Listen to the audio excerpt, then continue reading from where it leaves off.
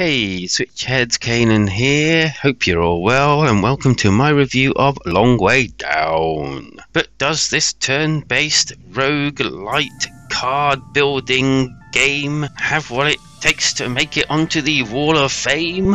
Or is it going to go down to the Wall of Shame? Or maybe somewhere in the middle. And after the show, if you want to come and join us in Discord and take part in many of our activities, or just come for a chat, you're more than welcome. Link below. And as always, if you like any of the content you're beholding, you know what to do. Gameplay. You play as Sam, and upon waking up dead, you then realise that you're no longer in Kansas, and you happen to be speaking to your best friend from beyond the grave. And so it's then your task to get yourself out of limbo. And so to that, I am going to split up this actual review into different parts. The first part is your character. And so as Sam, you get a equipment page where you can put different parts and different types of equipment onto your character to help boost his attributes. That will all later on help you in the battles that you will come across. And that can range from armor to weapons and the like.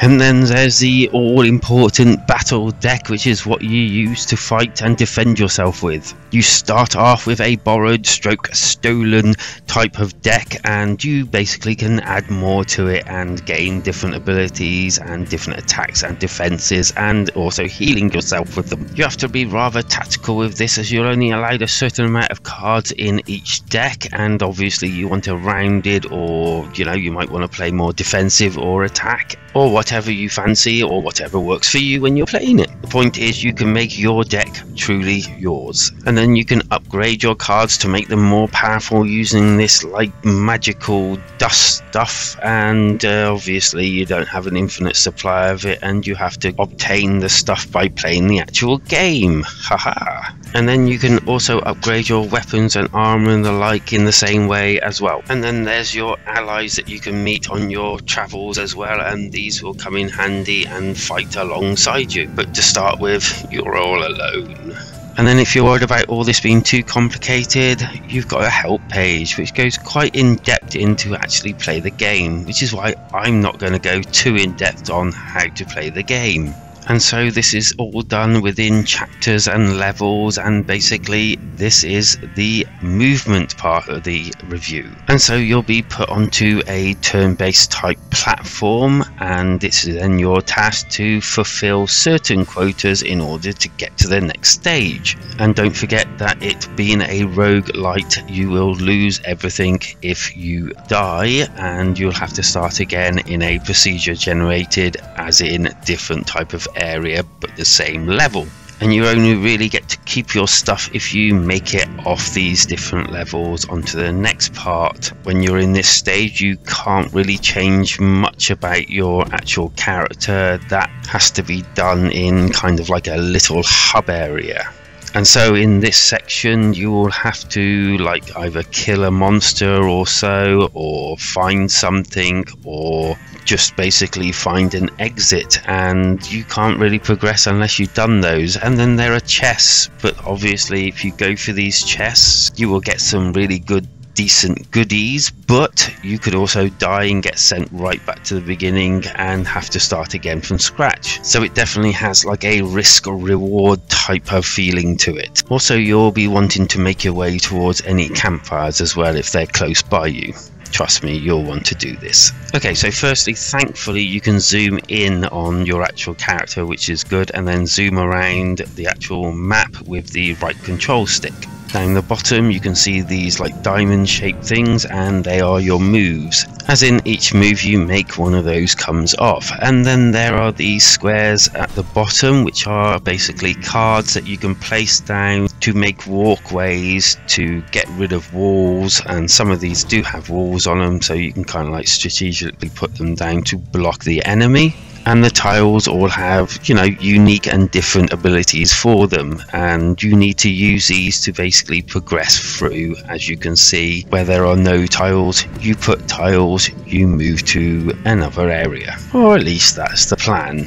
and get to the exit or whatever the actual task is. Now, whilst you'll be doing this, there are, as I said, chests, there's campfires, there are other monsters here that can attack you or you can attack them, again leading to that risk reward type scenario. And then there's also allies that you can meet on your route and they will fight alongside you. Every time you put a tile down, there's this mysterious like being that comes and puts a tile down somewhere else, and they're kind of like working against you, if you like. So it gets more difficult the longer you actually spend in these areas. You can gain more of these cards by finding these little decks or by actually finding chests, and this is all particularly handy because if you run out, you're then up limbo without a paddle, one might say.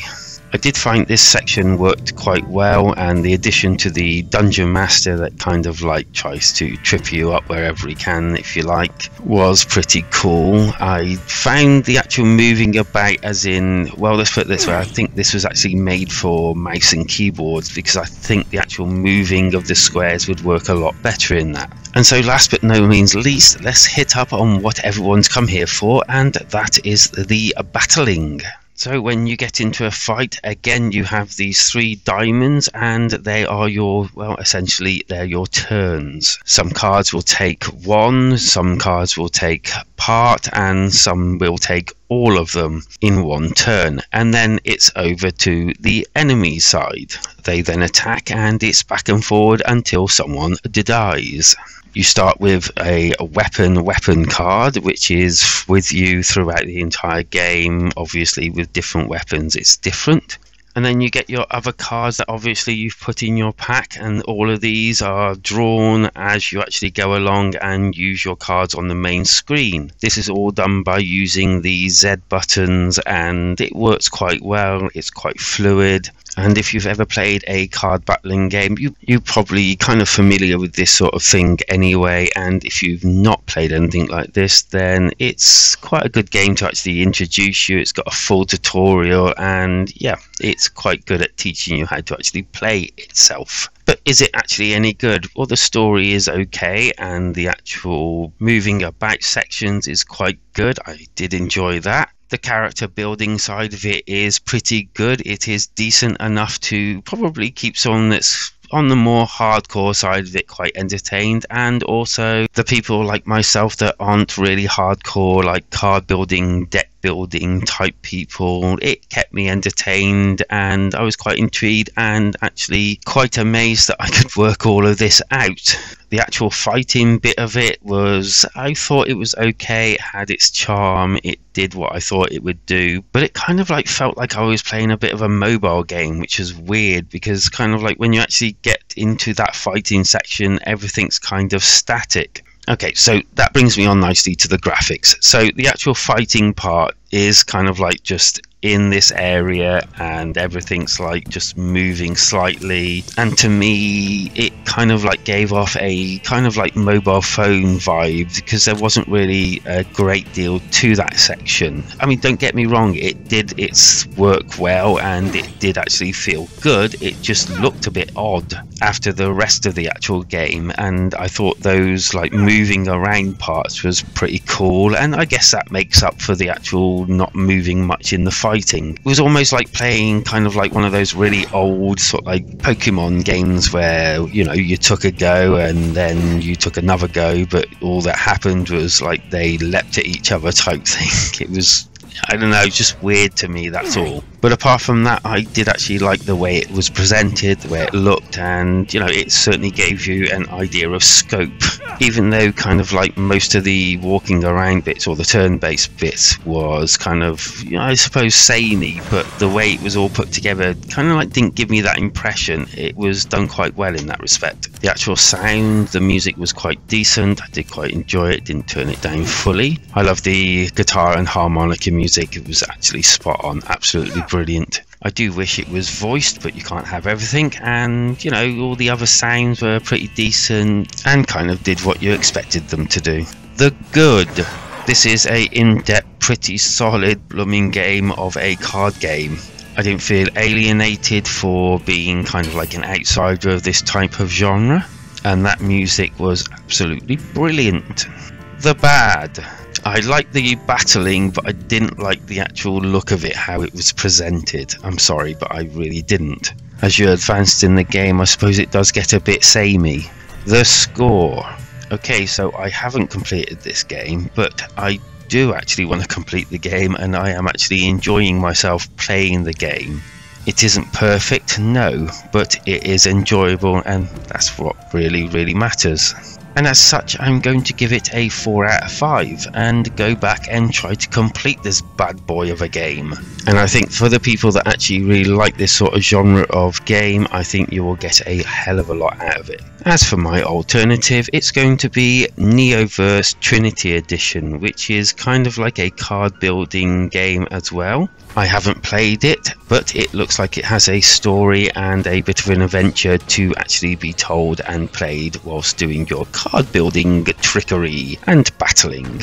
And because I haven't played Neoverse, if any of you have, leave a comment down below and let us know what it's actually like and whether we should be picking it up as well as this game. And also, if you are actually thinking of getting a long way down or just have any comments about the game, please leave them down in the comments because that's where they belong. Or come for a bit of an extended discussion in our Discord. The link is down below because, you know, it's fun to chat and also join in any of our streams if you so wish.